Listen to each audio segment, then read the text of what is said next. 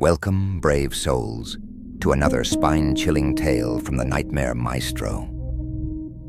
Tonight, we board a train bound for terror, where the rails of reality bend and the passenger's sanity hangs by a thread. As we embark on this journey into the heart of darkness, ask yourself, how well do you truly know those seated beside you? And more importantly, can you trust your own senses as the clock strikes midnight on this fateful Friday the 13th? The station clock's glowing face read 11:45 p.m. as the last stragglers hurried towards the waiting train.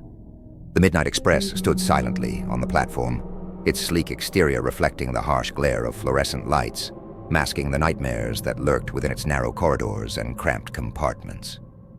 Among the final boarders were 7 strangers, each carrying their own secrets and burdens. Sarah, a sharp-eyed business executive in her 40s, strode purposefully down the platform, her heels clicking a staccato rhythm on the concrete. Behind her, Marcus, a disheveled college professor, fumbled with a stack of papers, muttering to himself about deadlines and peer reviews. Elena, a quiet artist with paint-stained fingers, slipped aboard almost unnoticed, her eyes darting nervously as if expecting danger at every turn. Frank, a boisterous salesman with a smile that never quite reached his eyes, loudly bid farewell to someone on his phone. The others, a stoic ex-military officer named James, a young chef named Lila, fresh from culinary school, and a retired librarian called Dorothy, filed in silently, each lost in their own thoughts. As they settled into their seats, the train lurched forward with a groan of metal, leaving the station behind. The cityscape outside the windows gradually gave way to the inky blackness of the countryside. Inside, the passengers were lulled by the rhythmic clacking of wheels on rails, unaware that with each passing mile, they were leaving behind not just the city, but the very fabric of reality itself. Hours crawled by, marked only by the steady rhythm of the train and the occasional creak of metal expanding and contracting in the cool night air. An uneasy quiet had settled over the passengers, broken only by the soft snores of those who had managed to find sleep. Sarah found herself wide awake, her mind racing with an inexplicable sense of dread. The darkness outside seemed to press in on the train, as if trying to find a way inside. Unable to shake the feeling of being watched, she decided to seek out a distraction. Making her way to the dining car, Sarah's footsteps echoed unnaturally in the narrow corridor. The lights flickered intermittently, casting strange, elongated shadows that seemed to reach for her ankles. She quickened her pace, relief washing over her as she pushed open the door to the brightly lit dining car. To her surprise, she wasn't alone. Marcus, the professor, sat at one of the tables, a half-empty cup of coffee in front of him. He looked up as she entered, and Sarah felt a chill run down her spine. There was something off about his eyes. They seemed darker, somehow, and lacking the warmth she had noticed earlier. "Couldn't sleep either?" Marcus asked, his voice carrying an undercurrent of something Sarah couldn't quite place. Their awkward exchange was mercifully interrupted by a sound that cut through the night like a knife, a blood-curdling scream echoing from the sleeping cars. Sarah and Marcus locked eyes for a moment, mutual terror reflected in their gaze, before they both rushed to investigate. As Sarah and Marcus hurried through the train, other passengers emerged from their compartments, faces etched with confusion and fear. The scream had come from Frank's compartment, but as they reached it, they found it empty. No sign of struggle, no belongings left behind. It was as if Frank had never existed. The conductor appeared, his hollow eyes surveying the scene. "Everyone, please return to your compartments," he commanded, his voice carrying an authority that brooked no argument. "We will conduct a thorough search of the train." But as the passengers reluctantly dispersed, Sarah couldn't shake the feeling that something fundamental had changed. The air felt thicker, the shadows deeper, and as she caught her reflection in a window, she could have sworn her own face looked different, older, harder, with eyes that had seen things no human should see. The search for Frank yielded nothing but growing panic and suspicion. The conductor, along with James, the ex-military officer, had organized a systematic sweep of the train. But as they combed through each car, an unsettling truth became apparent. There was nowhere for Frank to have gone. The train hadn't stopped, and all exits were sealed.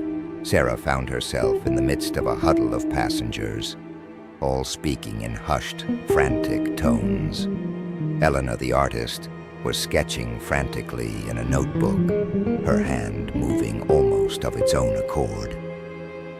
When Sarah glanced at the drawing, she recoiled in horror. It showed a figure that looked like Frank, but distorted, its features twisted into an agonized scream as it was pulled into a swirling vortex of darkness. As Friday the 13th ticked into the early hours, the very fabric of reality seemed to unravel around the passengers of the Midnight Express. The train hurtled through the night, but what lay beyond the windows defied all logic and sanity.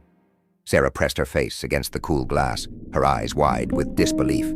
The landscape outside shifted and warped like a fevered dream.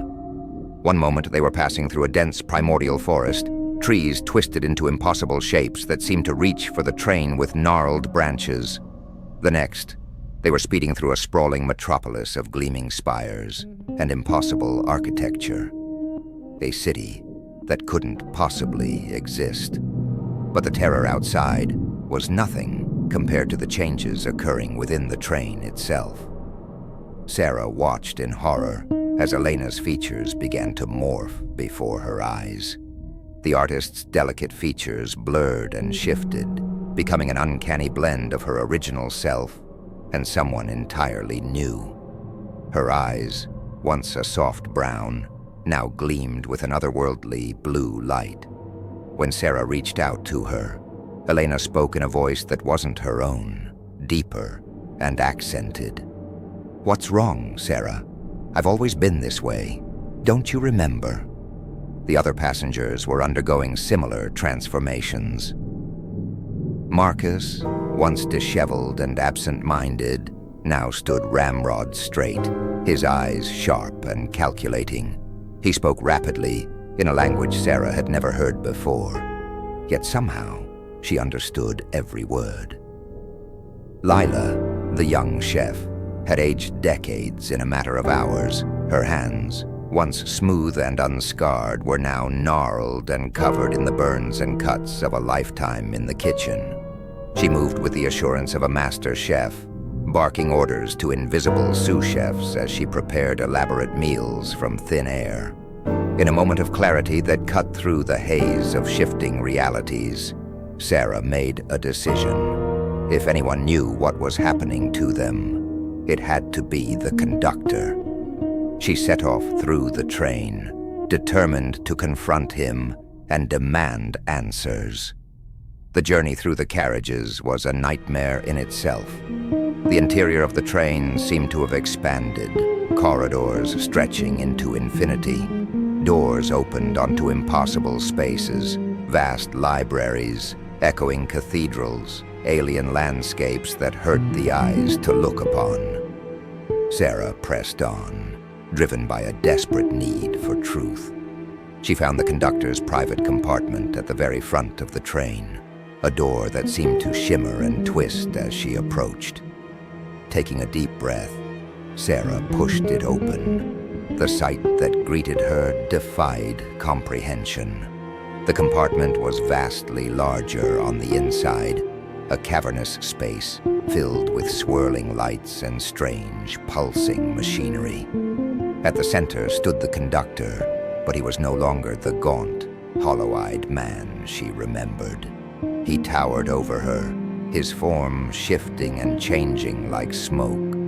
One moment he appeared human, the next he was something else entirely, a being of pure energy, a monstrous amalgamation of creatures, a void in the shape of a man. His eyes, when they settled into a recognizable form, were ancient and filled with a hunger that made Sarah's soul quail.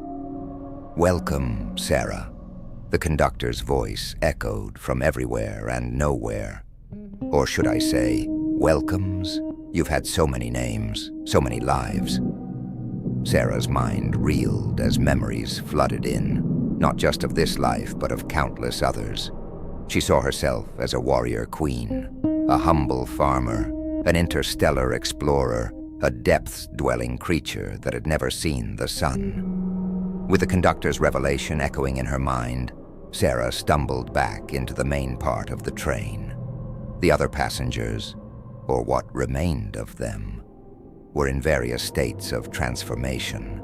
Some, like Marcus and Elena, had settled into new identities, seemingly unaware of their former selves. Others were caught between states, their forms flickering and changing like bad television reception. Sarah tried to explain what she had learned, but found the words slipping away from her. Her own identity was becoming increasingly fragmented, memories of other lives intruding on her thoughts. She saw herself as a pioneering scientist, accepting a Nobel Prize. Then she was a grieving mother, standing over a tiny grave. A moment later, she was a creature of pure energy, drifting through the cosmos. James, still clinging to his military bearing despite the changes racking his body, managed to focus on Sarah's words. "So we're merging with our other selves, from other realities?"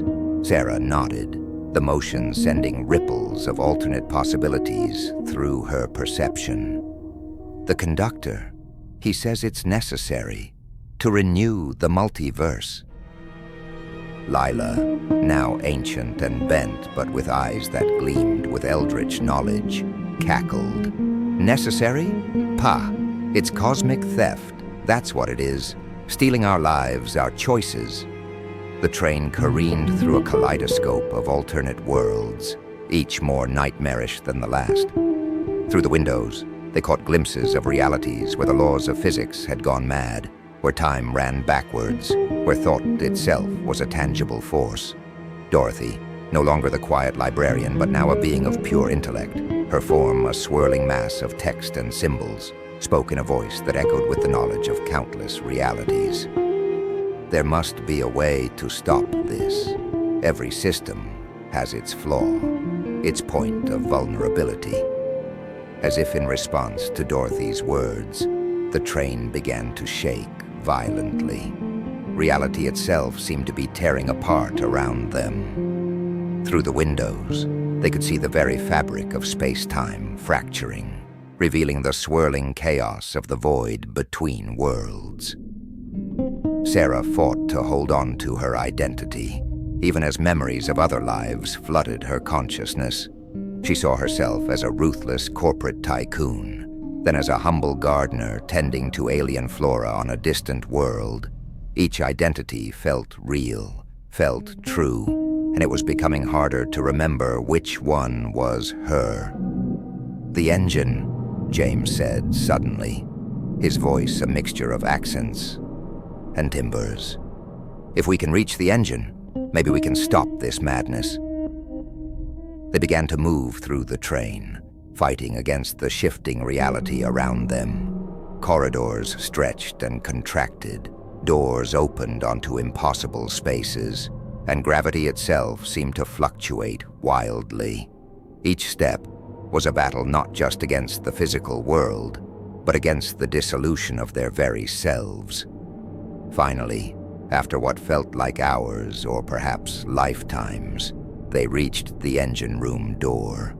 It pulsed with an otherworldly energy, the metal warping and shifting as if alive. Sarah reached out to touch it, and as her fingers made contact, she was assaulted by a vision of the multiverse in all its terrifying vastness. For a moment, she understood the conductor's purpose, saw the necessity of this cosmic renewal. But with that understanding came an even deeper conviction that it was wrong, that the price was too high.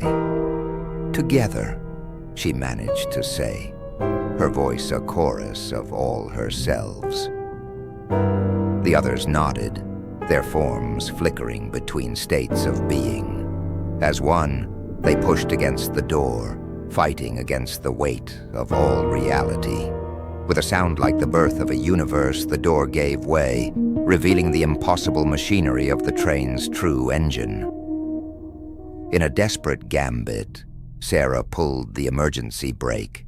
The world exploded into a cacophony of screeching metal and shattering dimensions. Sarah felt herself being torn apart and remade 1,000 times in an instant. Sarah awoke to find herself lying on cold, dew-covered grass. The first light of dawn revealed she was in a field, miles from any train track. As she struggled to her feet, she saw the other passengers scattered nearby, all of them dazed and confused.